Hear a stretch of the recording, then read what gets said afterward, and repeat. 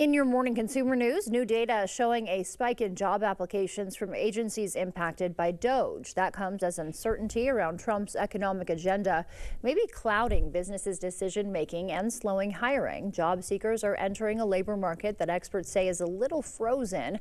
According to the Labor Department, more federal workers are filing for unemployment. Some U.S. trade partners say they plan to retaliate if President Trump follows through with new auto tariffs. The 25% duties on foreign assembled vehicles take effect April 3rd. Tariffs on imported parts follow by May 3rd. Making it in Hollywood appears harder than ever. Entertainment jobs are still 25% below their peak in 2022, and this appears to be a new normal, meaning Hollywood may never recover from the writers and actors strikes of 2023. Other impacts on the numbers include the pandemic and the end of peak streaming. Americans see higher inflation on the horizon, and some businesses are scaling back hiring. Economic uncertainty is fueling pessimism.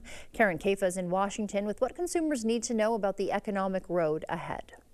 Consumers expect inflation to move higher again, according to the Conference Board's latest Consumer Confidence Index, which just dipped to its lowest level in more than 4 years. Meanwhile, a survey by Duke University and the Federal Reserve Banks of Richmond and Atlanta found 1 in 4 U.S. businesses scaling down hiring plans because of the turmoil around President Donald Trump's tariff wars.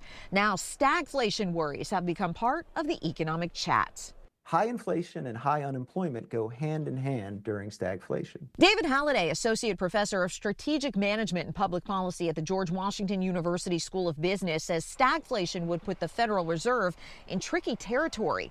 Lowering interest rates to spark the economy could further drive inflation, but higher interest rates. If they raise interest rates, they risk putting the brakes on the economy, making sure that the economy is very slow to recover.